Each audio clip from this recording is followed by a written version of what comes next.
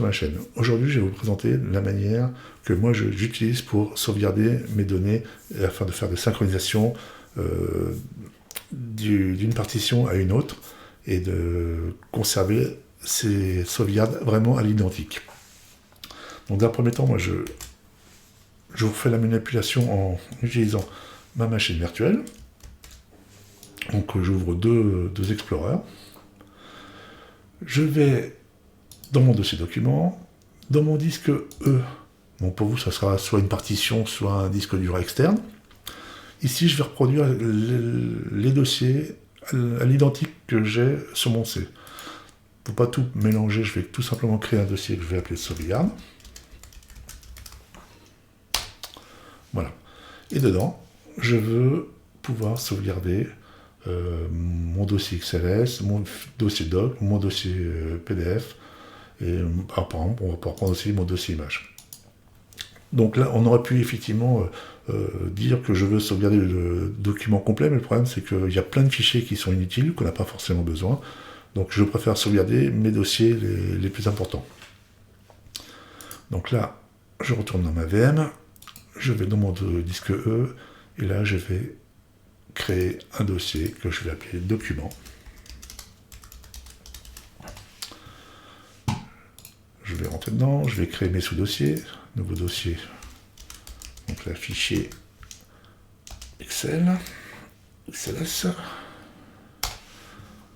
On va créer un nouveau dossier, fichier doc. On va créer un nouveau dossier, fichier PDF. Puis pour terminer, nouveau dossier image. Alors du coup, non, je vous dis des bêtises. Je vais supprimer. Je reviens dans sauvegarde et là, je crée un nouveau dossier image. Voilà. Donc là, je respecte l'ergonomie de mon C. Une fois ceci fait, je peux quitter mon explorateur et je lance mon application. Voilà comment elle se présente. Ici, vous avez la partie source et ici, on a la partie destination. Donc, le concept, ça va être de chercher les dossiers que nous souhaitons sauvegarder et leur donner sa destination. Donc, pour ceci, on va faire, dans un premier temps, parcourir. On va aller chercher donc, dans nos documents mon premier dossier. Si je sélectionne, je fais plus. Je vais parcourir. Je vais chercher mon deuxième dossier. Sélectionner. Plus. Mon troisième dossier. Fichier PDF. Sélectionner. Et là, bien entendu, je leur donne la destination. Donc là, on a du fichier Excel. Bon, j'aurais pu le faire au fur et à mesure, ça évite de tout se retaper. Donc là, il faut que j'aille chercher mon fichier Excel dans E, sauvegarde document XLS. Ici, ça sera mon fichier doc. Donc je suis toujours dans le E doc sélectionné. Et ici, ça sera donc mon fichier PDF normalement. Je suis bien dans le E sélectionné. Donc là, je vais faire une sauvegarde. Je vais l'appeler doc. Document par exemple. Enregistrer. Je peux créer une nouvelle sauvegarde. Bon, excusez-moi, pouf, ça suffit, puisque ça sera notre dossier image. Et là, je peux dire que je sauvegarde le dossier intégralement. Je fais sélectionner dossier. Et là, je lui donne sa destination. Donc, ça sera dans le E, sauvegarde et image. Sélectionner. Ici, nous allons créer ce qu'on appelle un paramétrage. Donc là, on a plusieurs types de paramétrage, donc tout est expliqué. Soit vous travaillez dans les deux sens, soit vous travaillez en mode miroir, soit en mise à jour. Mise à jour, le problème c'est que je crois que ça vous conserve les fichiers d'un côté et de l'autre, ça fait que ça ne corrige que les fichiers modifiés. Moi j'utilise principalement le miroir parce que je veux avoir la même chose d'un côté que de l'autre. C'est-à-dire si je supprime quelque chose dans le C, au moment de la prochaine synchronisation, il va me le supprimer de l'autre côté aussi. Ça m'évite d'avoir des doublons. Donc moi, en règle générale, je mets tout en mode miroir.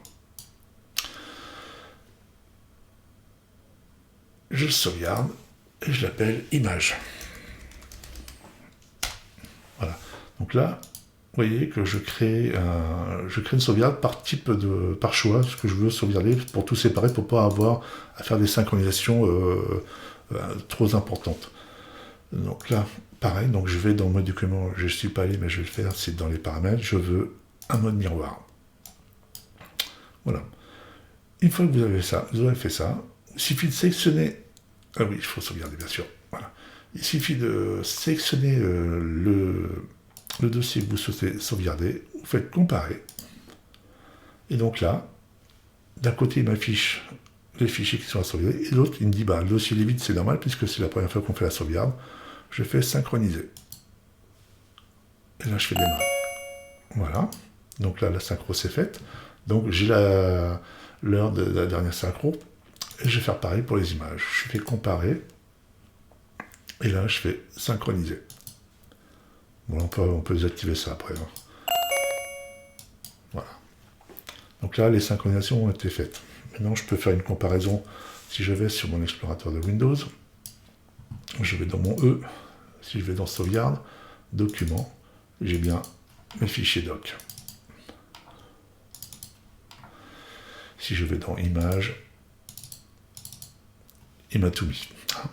Donc là, imaginons maintenant que je supprime dans ma sauvegarde une image, je ferme, et si je refais une synchro, là, il a vu que le fichier était supprimé, donc je refais la synchronisation. Voilà, donc là, normalement, il me l'a remis. Donc je refais un contrôle, des sauvegardes images, voilà, elle est bien revenue. Par contre, si je supprime du côté C, je rouvre côté C, donc dans image, je supprime cette image, et je refais une synchro.